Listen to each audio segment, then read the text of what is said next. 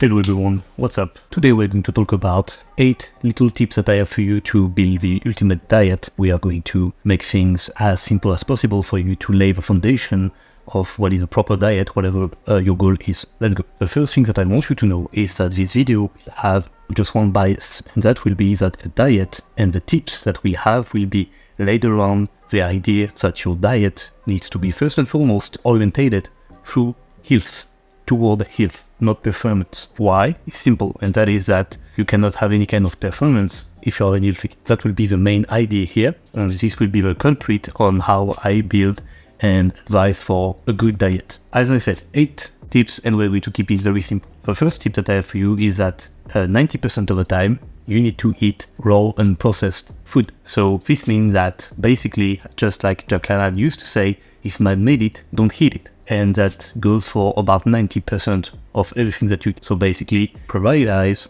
and focus real unprocessed food. Raw chicken, beef, raw fruits, raw veggies, even if frozen is good too. All eggs, all of that is unprocessed and is extremely healthy for you. And on the contrary, prepared meals, processed food, junk food, even juice, all of that is processed, and we could already add a but to you consuming them, while there is no but to everything I just said prior. The foundation of a good diet would be whole fruit and veggies, animal products, so beef, meat, fish, dairies, eggs. It would be a combination of grain and vegetable, or starches if you will, especially when you're vegetarian. Potatoes and roots are also something that is good for you in the diet. You could also add in some nuts, maybe also their oil, and raw cocoa, and of course, often forgotten, water, and then tea and coffee. These things are what will load you up in vitamins, in minerals, in trace elements, and in everything you need, plus the macro, of course, that are required for you to do whatever you are currently trying to achieve. Speaking of which, for the macro, we'll talk about them a bit later, but just for everyone, the macros that we are speaking about are the proteins, the fats, the carbs. Technically speaking, fibers are also macronutrients, but it's kind of different, obviously, and ethanol, which is basically alcohol. We'll see that a bit later. For the second part, if 90% of your diet is raw and processed, that means that 10% of the time you are able to eat what you want, if you need to. It's all about balance, really. And it is also all about still having a fulfilling lifestyle. I mean, we all need to have a bit of social life. We all need to maybe hang out with friends, with loved ones, with families. If they want to get pizza, and you are just hanging around with like your Tupperware, you know, like a chicken broccoli rice. If it's once or twice, then you are preparing for something extremely important, maybe, yeah. So I have this rule, 10% of the time you can eat what you want. Let's just say you are eating 3 meals a day, all right? There are 7 days in a week. So that means that we'll have 21 meals a week. 10% of that is 2. So that means that 2 meals per week, you can eat whatever you want, as long as, of course, it is in your macro. That is called the if it fits your macro. Okay, as long as you have adequate amount of protein, carbs, and fat. 10% of the time, you can go with what you want. All right, this will not impact you in any severe way. This will not be unhealthy. This will not be something that you should stress about, as long as it is something that will not disrupt your digestion and make you feel sick. As Hippocrates said, all is poison, nothing is poison. Only the dose make the poison. Third point that I have for you, it would be to eat the right amount of calories. Okay, so depending of your goals, depending of what you want, what you do not want, you will have to eat a certain amount of calories. Okay, depending of if you want to gain weight, lose weight, or just maintain. We have many studies and formulas to try to calculate very precisely how much you need. Your basal metabolism, so what you just consume by just like being alive, not even moving, and then your total caloric daily expenditure, which is you moving, you working, you doing a little bit of stuff, maybe you training also, all these things. And the thing is that although it is extremely tempting to use them and to really rely hard on them, myself and millions of people have found that they are not accurate. There are so many factors. There is so much individuality for someone, and even for the same person, but just like 5 years apart, for example, that it is not possible to determine exactly what is happening. The good rule of thumb is to always go with a starting point that could be described as if you want to maintain, you take your body weight in kilogram and you multiply it by 55 or by 16 if it's in pound. If you want fat loss, same thing, but you multiply it by 26 in kilogram or by 12 in pounds. For muscle building, it will be 44 times your body weight in kilogram, and if it's in pound, it will be 20. This is just a starting point. Most of the time, it will be inaccurate, and you will have to find what is the true thing, okay? What is your true metabolism? What is your true caloric daily? Is to simply take any kind of caloric tracking application where you can just put the food you ate and the quantities and everything, and you do that for 1 week. Register everything. You weight yourself, fasted in the morning. After going to the toilet, you register everything you eat for 7 days. Then you weight yourself than the first time, and you check if you gain weight, maintain weight, or lose weight. And depending of your result, you check what you eat, you check the caloric amount. You will have your own personalized actual way to determine what is your current caloric expenditure of fuel right now with your life context. That's the only way to have truly a good starting point that is also accurate for you. If we take my example, currently I am 85 kilograms, so about 187 pounds, something like that. If I wanted to bulk, which is currently the case actually, I need to eat about 4,500 kilocalories, something like that. And I need to be careful with my NEAT load. If you check with the formula I just gave you, it will take you more around 4,000, okay? But with 4,000, I'm just maintaining more or less, or I need to not train that hard. As I said, it's always individualized, and it is always something that you have to put back in practice. Okay, there is a theory, right, what the paper is saying, and then there is what is actually happening. Always remember that. For the fourth point, we are going to check the macro. Macro assessment, you already know them, I'm pretty sure, but if you're a real raw beginner and you have never heard about them, the macro, as I said prior in the video, are the protein, the fats, and the carbs. The proteins are basically the building block of your body. They are what are made of your bones, your skin, your muscle, your beard, if you have one, your hair, everything, okay? And you always need to ingest protein to just maintain your mass. But if you want to gain mass and if you want to build muscle, you will have to go train them. By training them, you will induce some need for reparation because you will have some muscle damage. You will have some signaling that will tell the body that the muscle needs to regrow thicker and stronger.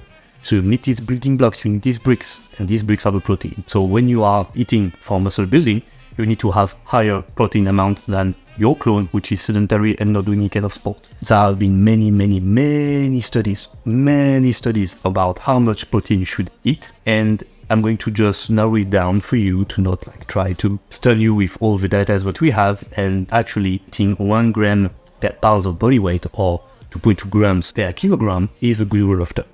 You can go a bit lesser when you are doing a lean bulking because there is so much carbs, so much more calories that your body does not necessarily need as much bricks.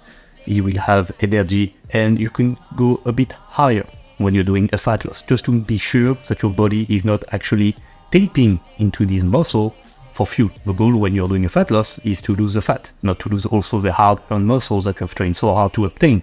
In future video, I will give you more nuances about that and maybe what is actually the real truth or what we have discovered more recently, or just to put back in context what has been measured and how it has been measured in the studies. But really, when you look at everyone around yourself, when you look at the results that many have obtained by following this rule, you're pretty safe to do the same. And for your information, 1 gram of protein is 4 kilocalories. So if we take back that example of me doing my bulking plan, I know that I need my 4,000 kilocalories, but I also need protein. I would need about 190 gram of protein. 1 gram of protein is 4 kilocalories, as we said. So basically, a little less than 800 kilocalories will be from protein. Now, on to fats. Fat is made of fatty acids, okay? And there are multiple types of fatty acid, and you need to know them. It is mandatory for you. First one, and that is the easiest one because you just need to avoid it as much as possible, it is called trans fat. So basically, it's a fatty acid that has been hydrogenated, added hydrogen in it, and it is often used to basically best preserve junk food and processed food. And as I said, you find it everywhere into junk food and processed food.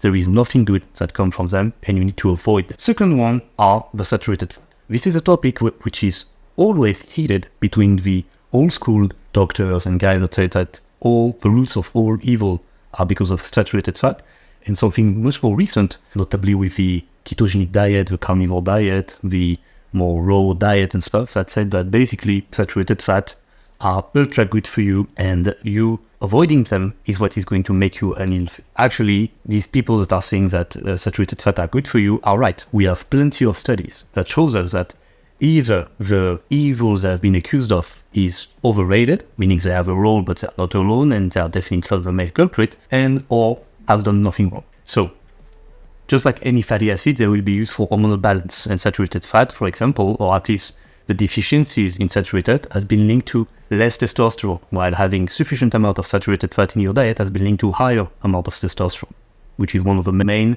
best muscle building hormones. These fatty acids are mainly found into cocoa and coconut butter or oil, but really the area where you will find them the most often are going to be the animal fats, the fats in eggs, the fats in meats, fat into dairies. And how do you decide if it's good for you or not, or if it's any kind of risk for you?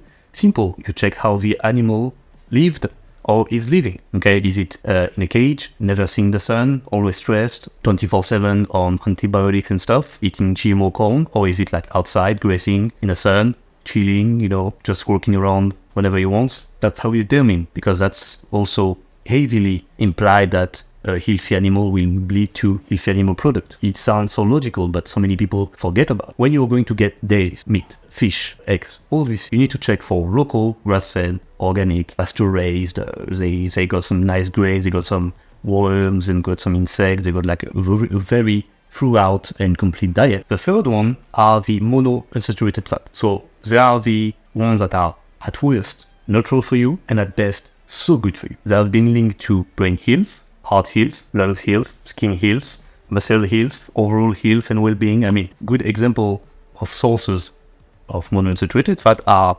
olive oil and avocado oil. These are really like top best cooking oil that you can have. And there are also quite a few nuts and other foods that have them. Talk about almond, for example. We could talk about Brazil nuts, avocado, obviously, and olive in the raw form. But they are good for you. And then the fourth and last one are the polyunsaturated fatty acids. I'm going to say PUFA, P-U-F-A, okay? Because it's way too long to say again. They are the most sought after because there has been a huge propaganda about the fact they're supposed to be healthy for you. But actually, there are like three big points we need to address with them. The first point is that we have two big polyunsaturated fatty acids, omega-6, omega-3. The average Joe of model diet is having way too much omega-6 and way too little omega-3. What happened is basically a vicious cycle where you are tiring your liver. There is a lot of pro-inflammatory pathways that are unlocked, and so basically you become unhealthy because there is too much PUFA, there is too much of omega-6 at that. So the goal always is to balance it out. When the average diet today is about 15 to 20 omega-6 for one omega-3, the normal healthy diet you should have would be more about 4 omega-6 to 1 omega-3 at worst, and it could go as high as 1-to-1 ratio. For your information, olive oil actually has more or less this ratio. It is 4 to 6 omega-6 to 1 omega-3. So, olive oil, crude checking in, right? The thing is that it's not also about this balance between omega-6 and omega-3. It's also about them itself. They are extremely prone to getting rancid and to deterioration because they are extremely fragile. They need cold and they need to be protected from light, UV ray, which means that most of the time when you will get them, it will always create a reaction of perioxidization into your body. And that is something that is extremely harmful for you. So the goal would be that for most people to actually kind of limit the consumption of PUFA and to favorize more saturated fat and as much monounsaturated fat as possible. And so with that, you might guess that I am not a fan of supplementing omega-3. I have actually done that. I have got health issues, I was not feeling good at all by taking them, and the least amount of omega-3 I consume, the better I get. And I am not the only one, many people are like that. We'll talk about that in another video. But yeah, basically, always limit them. But if you need them into your diet, best source are eggs from chicks that have a lot of omega-3 to the diet, so grain and stuff. You can find omega-6 everywhere. There are animal products, dairies, fish, eggs, whatever. Also, omega-3s are mainly found into cold water fishes, so salmon, sardine, mackerel, and also into seed oil, flaxseed oil and linseed oil. They are, of course, also present into Grenoble nuts, almonds, also Brazil nuts, but really that's about. For your information, 1 gram of fat is equal to 9 kilocalories. So it's very dense. For our needs, it is a good rule of thumb for you would be 1 gram to 1.5 gram per kilogram, or 0.5 to 6 grams per pound. So again, we take my example. Let's say I'm trying to have my meal plan right now, 85 kilograms. Let's say that I do not want to eat too much fat. I'm going to go with 1 gram per kilogram. That means 85 grams of fat for me. And as we said prior to that, 1 gram is 9 kilocalories. So 85 by 9, 765.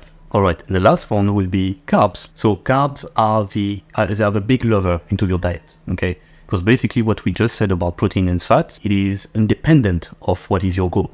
Are you trying to recon, to gain weight, lose weight? Basically what we just did could not even move depending on what we are trying to do. However, carbs are going to be the leverage between you being a surplus at maintenance and they are the ones that we will do last this reason. Okay, now that we have the foundation with the protein and the fat, we just have to fill out whatever is left with the carbs. So the carbs are basically into grains, fruits, veggies, roots, lot of processed foods. As I said, getting back to point number 1, always prioritize raw food, not processed food. There are 2 types of carbs. There are the simple carbs that are pretty easy and fast to digest because there is just one O's, glucose, fructose, galactose. And there are the complex carbs, which are basically what are the starches are made of. So it's a lot of O's, and we have to break down all the section before being able to digest them. This is why we say that simple carbs have a high glycemia index, meaning they raise a lot your glycemia. It's because they are so easy to go through that the response by your body will have a spike. While the complex carb, there will still be a raise, but not as sharp, and also you will not have experienced some kind of crash. It will be a slow decline. It is not bad. There is no bad carbs, okay? But there is a time for everything. And the best time for you to get simple carbs is around the workout. Before, during, and after. Before workout, having some fruits is an excellent idea to have some energy that will go directly into the blood for you to have fuel for your training. During the workout, I made a training drink video. You can check it out.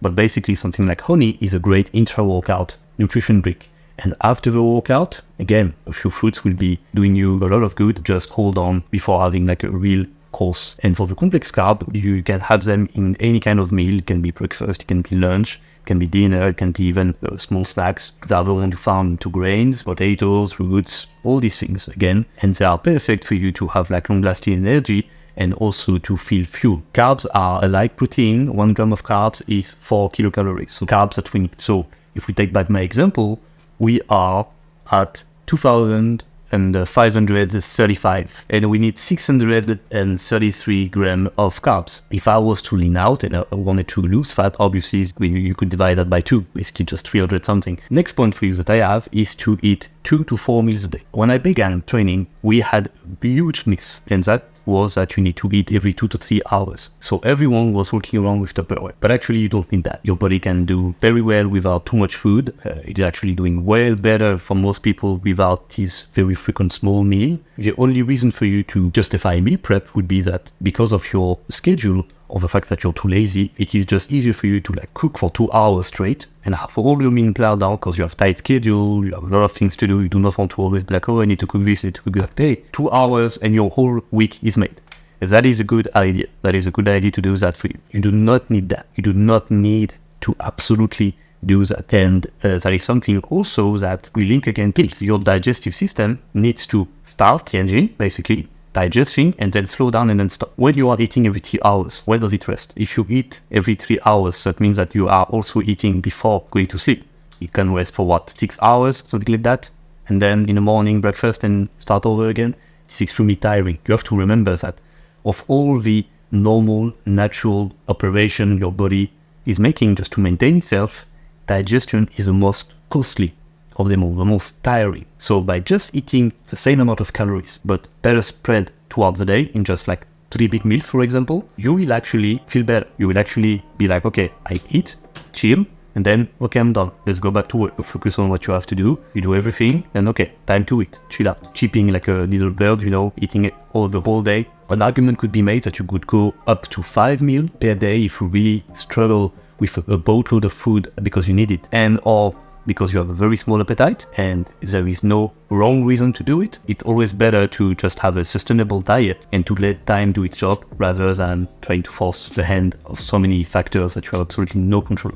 The next point that I have for you, it might sound weird. Eat carbs daily. I've come from a time where we had keto diet, carnivore diet, carb cycling diet. All the guys that were asking us questions were beginners, and all the guys that were answering them were fake nadies. So some of them would say, do not eat any carbs for 3 days, and then you have every 4th day some kind of feed, and you will lose fat and gain muscle at the same time, which is obviously false. There is so much other factors at that. And carbs are the main source of your body. So if you do not want to run onto reserve fuel or stress out even more your body when you already are pretty much stressed into the modern environment, plus straining, you're going to get carbs. Whatever you have heard, whatever you want to believe, your body is draining onto glucose. So even if you're trying to do a keto diet or carnivore diet, your body is going to take fat, it's going to take protein, and it's going to do something called neoglucogenesis, and it's going to turn them into glucose. And that is what your brain is going to use. This is what your liver will try to store. This is what your muscle will try to store. It is how it is, bro. Even if you have a lipolysis, where your body is using fat, they are still going to have some operation and some stuff with glucose and nothing else. You need them to support your health. You need them to support your tolerance. You need them also when you're training to support your performance, if you do not want to crash and have any hypoglycemia during your training. So every day, fruits, every day, especially when you're training, even if you want to go low carb or you want to really have a drastic fat loss, at least a tablespoon of honey into your training drink. Next one that I have for you would be to observe how food make you feel. I made you a whole list of stuff you can eat. That does not mean you have to eat them all. Actually, you can determine if a food is good or bad for you, or how well you go with it. Simple. If you get a meal and then you have some weird feeling into your bowel, you have some gas, you're feeling bloated, you're feeling sick, your nose is runny, you have cold hand, cold feet, something is happening and you're not digesting it how you're supposed to be. So some food may be actually bad for your gut lining, or just for your overall health. Maybe you're not made for them, or the way you cook them, or the quantity, something is off. However, if you're getting a meal and you feel energized, your body is warm, and you feel like you have even a summit pump, you can go with your day. Obviously, this meal is good for you. So you have to always keep in mind that there are generic advice this video is all about, and then there is your thing, your advice, your genetic, your sensitivity, your environment, current issues, your current life factors. For example, if someone is intolerant to lactose and he or she is getting dailies, something's off is going to happen, right? And if someone has trouble with a lot of fibers, he or she tries to only eat beans and rice, something off is also going to happen, right? Always check how food is making you feel. I cannot know that for you. The other guy cannot know that for you. You know for you. Finally, last point, learn to supplement smartly. Supplements, it's in the name, are here to supplement. There is no way you're going to build a diet plan with supplement. You build the diet plan, and then depending of life context, you add supplements. These are not mandatory, and they never will be and never should be. Still, there are a few ones can be extremely good for you, and I'm going to give you a list, and then you determine and choose if you want to use one or the other, or all of them, or none of them. First one would be vitamin D3. Most people are deficient and need it more. So it's basically a pro-hormone. It is heavily active into the calcium function of your body, so to have nice bone and also to avoid calcification, but it is also extremely key for muscle strength and hormonal balance, and also for mood. If we are all often a bit depressed when it's winter, it is both because we have less light, but also because we decrease our vitamin D3 levels. If you get more D3, you can basically blunt depression, right? That is extremely important, vital. Second one would be vitamin K2. Vitamin K2 is basically an agonist of vitamin D3, as it supports also calcium function, so avoiding calcification, having good bones, and it is also something extremely key for the circulatory system, so really nice. Then we have magnesium, which is a cofactor in thousands of operations in your body. It is a myorelaxant, so it is extremely good when you are very stressed, when you want to avoid cramps, any kind of a spasm into your muscle, and to also better manage your stress, as it is extremely important for your brain and your nerves. Fourth one would be the zinc. Zinc is a powerful antioxidant. It is also a huge booster of the immune system. It is also something that will support your testosterone level, meaning that if you have not enough zinc, you are going to see a drop of testosterone levels. But getting zinc will not boost them up. It will just bring them where they have always been supposed to be, okay? Another one would be just plain whey protein. It's cheap and effective, a useful way to just check your protein amount when you need it, without having to choke on steaks and chicken and eggs when you have a poor appetite, which is my case, for example. And the last one would be a mix of glucosamine and chondroitin. So glucosamine is basically a joint support thing. It's also a huge help for strengthening and repairing even the cartilage, while the chondroitin is an agonist of that, so it multiplies and amplifies all the effect, plus being good for your guts. And I lied, last one, creatine monohydrate. Creatine is one of the best sought-after supplement for strength and performance. Most studied too, so it's safe, don't worry. But also, it's been linked to brain and heart health, and also, just like chondroitin, to T cells blocking metabolism. Extremely nice, extremely good. And it has been also heavily implied that since it supports the ATP metabolism of the body, it is also good for cognitive function. Hence why student, chess player, ping pong, when they supplement with creatine, the reaction time immediately decreases. So they are faster. They can literally think faster thanks to creatine, and of course the training. But you have no reason to not get creatine nowadays. And that would be it. All right, thank you so much for watching. I'll talk to you very soon. Like, subscribe, share. Bye-bye.